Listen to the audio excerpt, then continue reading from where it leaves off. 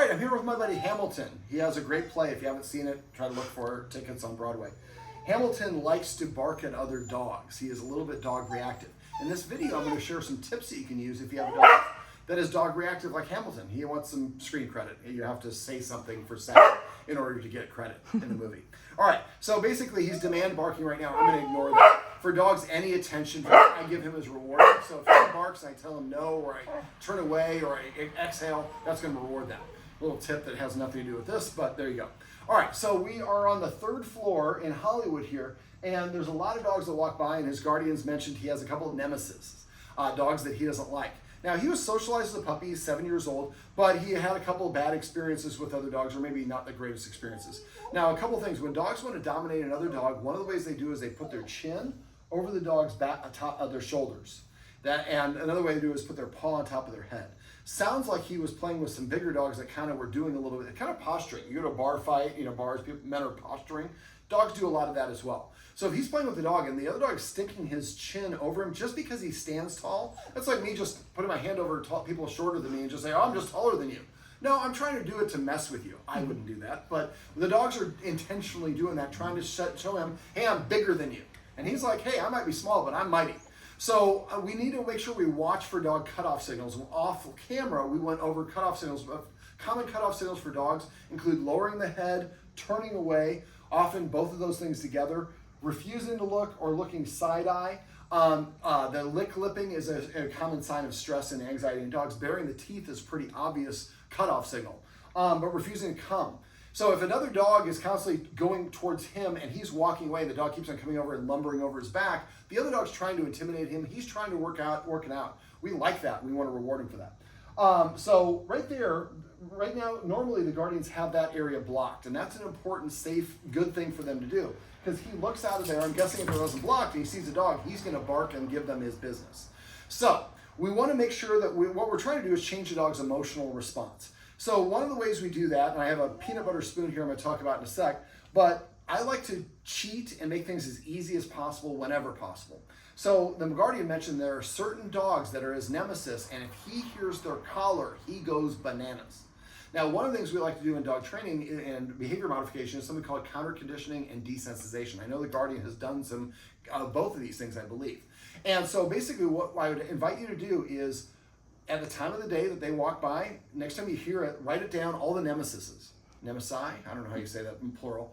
But basically, find out what time of day they're walking their dogs. What I'd have you do is one of you and your partner or friend go out there with your phone and walk behind them, recording, put on video or audio, whatever you want, but just recording. We want to hear that ding, ding, ding sound that the collar makes. Also the dog's footsteps and so on. Doesn't have to be super long, maybe a minute. So maybe just walk them behind them to the corner. You can tell your neighbor if you're not, if they'll just record. Don't do anything shifty. But basically, we just want the auto recording. What we want to do is when I have dogs that have problems with fireworks during the 4th of July, I desensitize them to the sight, sound, and smell of fireworks. The sound, I get a fireworks recording of whatever type of fireworks the dog doesn't like, and I play it at a low volume while the dog is eating its food. If he doesn't eat his food or he stops eating or doesn't eat as well, it's probably too loud. So the first time you play it, it should be barely audible. But each meal, as long as he continues to eat, you raise the level, and eventually it sounds like that dog is running around your place, and you are desensitizing him to that sound and creating a positive association. That sound means I'm eating. I really like to eat. So I would get all the nemesis dogs and get those sounds that they make of their steps and that. So when he hears that, instead of reacting and going over to hear the door and barking, it's like, one of you guys owes me as a treat or a meal or something. So something positive. All right, now we went over a little bit of, we just went out for a walk and we could not find any dogs in West Hollywood, which is unusual.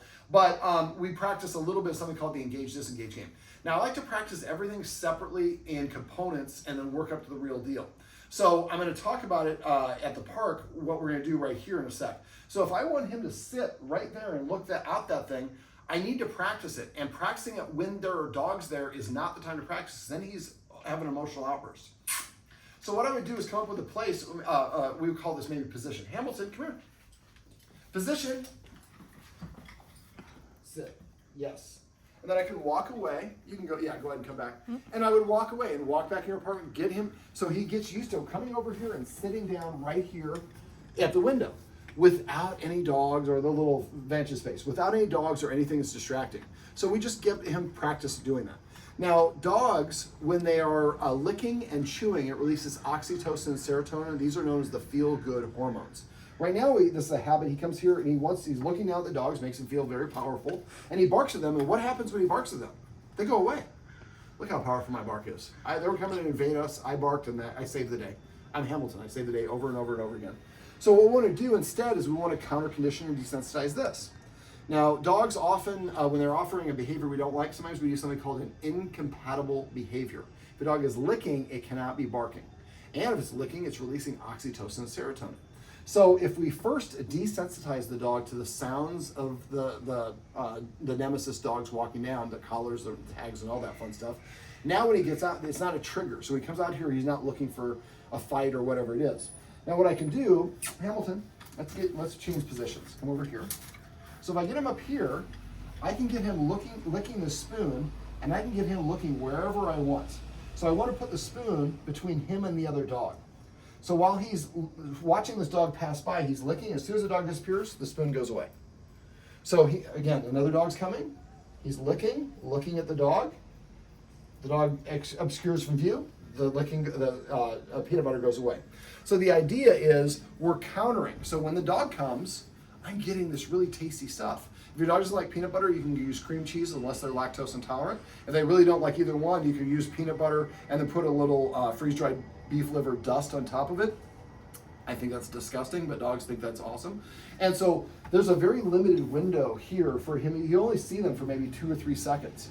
But this way, you are farther away. The way that I make the intensity level lower is I increase the distance, I slow down the speed, or I turn down the volume. By doing it up here on the balcony, we have increased the distance and reduced the volume because of the distance. Now, this is also his area. So the Guardians noticed at first he was protective of this block. Now he's kind of getting the whole block area. He's getting more protective of a wider range. Now, he only does this really with the Guardian who's filming us right now, who's a female. And so some women love their dog so much and really don't have a lot of structure for their dog, and the dog thinks that the woman needs to be protected. Now, your Guardian does not need to be protected. She's very taking care of herself, but I think it's a female trait. It's just one of the things that makes women so wonderful is nurturing and patient and all that fun stuff. But when you try to do that to modify a dog's behavior, it sometimes backfires and causes them to think they need to protect you. We spend our time off camera of doing what I call celebrating, which is rewarding him when he comes, sits, lies down, when we don't ask him. There's a dog right there. We couldn't find one when we needed it. But basically the idea is rewarding him when he does the behaviors that we like helps him motivate to want to do those behaviors more often. It boosts his confidence because he knows these are things that you like, and it helps him practice those things. And confidence is a wonderful insulator for dogs, just like it is for humans. Somebody who's confident can handle stressful situations a lot easier. So when you do not have time for this, you put your tray up here and block it so he can't come. If he comes over here, we don't want him yelling. When we're doing counter conditioning and desensitization, the most important thing is the dog does not react. If it reacts, that means we got too close or we put the dog in a situation it wasn't prepared for. Our goal for this would be, and again, from where you're at, I'm guessing like 4:30 to 6 o'clock, you got a whole bunch of dogs walking by. So I like to cheat, like I mentioned earlier. Take him out, play a game of fetch in the hallway. Give him 10 or 15 minutes of rest, and then now it's 4:45. Now the dogs are coming, and we come and practice this. We've taken care of his energy. He's not depleted, but he's not at full capacity, and we're here when we're ready. And either you can have one of you guys over there just looking, and you can see, oh, somebody's coming, so you have it prepared. The problem with this neighborhood is there's a bunch of basically corners where you can't see what's going around. So he comes around the corner, and there's a dog right there, and boom, he gets surprised, and he launches and acts out. When you have a dog that has a behavior problem, what we try to do is 2 parts. The first part is we want to prevent them from practicing the unwanted behavior by moderating the situation or not exposing them to scenarios that's going to cause them to react. At the same time, we practice the heck out of the desired behavior. So by blocking the view here, the Guardians are preventing him from practicing barking and yelling here. When we have time, we come and practice having him lick and look. And then when we're done, we put this back up. Now, one of the things I would do is maybe count the number of dogs that come by. Usually if I do this with treats, I just count each look for the engage, disengage game, which we talked about off camera. But if he's doing it, maybe the dog that comes by that you get he licks and doesn't bark at, that's a score of 1. So maybe our goal is to get like 30 or 40. So he has reacted to a number of dogs. I don't know how many it is, but that number is probably pretty high. We don't have to exceed that number to counter it, but we do have to create some positive associations. Now, he went through that peanut butter fairly quickly. We didn't have a ton, but if you take a spoon like this, pack peanut butter on it, and I also make the backside dirty like that, so you have a little extra. Then I put it in the freezer. This takes longer for him to get. Now, for some dogs that don't like peanut butter, I'll use just the low bin of cream cheese, freeze it overnight. I can have him licking this, incompatible behavior, and I can get him looking wherever I want. And because it's more surface area than this, it freezes solid. So it gets a little bit cooler. You might use that when you're out on walks. Now, I'd also like you to do a version of this with the engage disengage game. We were at that park. So that park, what I would do is what I went earlier. Go to the side of the park, have him sit in the area that you want, looking at the entrance, and give him a treat. Walk to a different area, walk him over. So when he gets over, he's like just right here. I want him, every time he comes here, he sits here, and he's ready to go play this game. Because you practice it when you didn't need it with treats. So do the same sort of thing. Go over there, and you could have that cream cheese. Now just careful, cream cheese, make sure your dog's not lactose intolerant. But every time a dog comes in, he's licking. As soon as the dog goes out of view, we take it away. That's what this does, and when we were over in the park, there was kind of a shrub. So the shrub kind of obscured his view for his height, because the shrub was about this tall. I could see the people coming, but he could only see it through this little gap over here. And the idea is, for the engage-disengage game, at first you're saying yes every time he looks at the dog, and then you put a treat in his mouth, and after a while, the dog will look at and hear yes, and look back at you to get the treat. Then eventually at the same distance, what you want to do is when the dog's looking consistently is you wait about a half second or a full second. Instead of saying yes here, you say yes. You're trying to give the dog the opportunity, because eventually what's going to happen is the dog's going to go like this and look back at you because it's anticipating the treat. At that point, you change your marker point from marking when he looks here to marking when he looks here. So what we're teaching the dog is first, looking at a dog gets you a treat. Pretty good. And if you've moderated the distance, then he doesn't feel threatened. But eventually, he looks at the dog, he looks away, and now I'm rewarding the dog for looking away from the other dogs. Now, these are all things to help kind of charge up a positive emotional response in him. I want him to be either indifferent or a positive response. I don't want to have a negative response.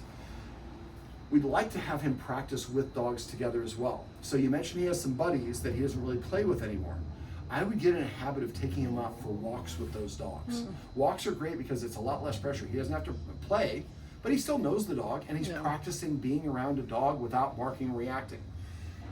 Practice in your neighborhood, and after a while, when the nemesis dog comes, you can maybe be walking, and there's a dog right across the street. Take advantage of that. It looks like a cute puppy. If he's not going nuts, it's not an enemy. Okay, it's a brown, I don't know if you know that one. I can't see it from here. But again, just having the time and the opportunity to practice this. But walking, now, again, we talked about how urban it is in Hollywood, but if you can, get somebody that, like, if you befriend any of the dogs that are his nemesis, hey, do you mind if you ever go to this park? Maybe we can meet up there and go for a walk together. I want to teach my dog that your dog, he doesn't need to bark at your dog. Now, don't do it with, obviously, the off-leash dogs and all those folks. But if you can get him walking, maybe they have to be 25 paces apart. Oh, he knows Maybe the that next walk, 20 paces, 15. Eventually you get to the point where they're walking. I have dogs at my daycare that, like, when they first meet, they don't like each other. We take them outside. They're like bumping into each other, sniffing the same thing, don't care because of all the distractions of being outside. So, and don't worry about doing it all at once. I often walk kind of like a V. At first we're really far apart, gradually closer and closer together. And eventually the dogs are kind of not necessarily bumping into each other, but really close proximity and don't care. They're practicing being calm around another dog. And that's really the theme of everything we're doing. We're practicing licking and being calm around another dog. We're practicing, hearing the sound of the other dog and being calm and having something positive happen. Hamilton, everybody. So if you can, try to find opportunities to walk in with these other dogs. Well, this is my buddy Hamilton. Trying to beat that, but I'm not going to beat him. Hey, buddy. And this is these are some tips and tricks that you can use if you have a dog that likes to react to other dogs.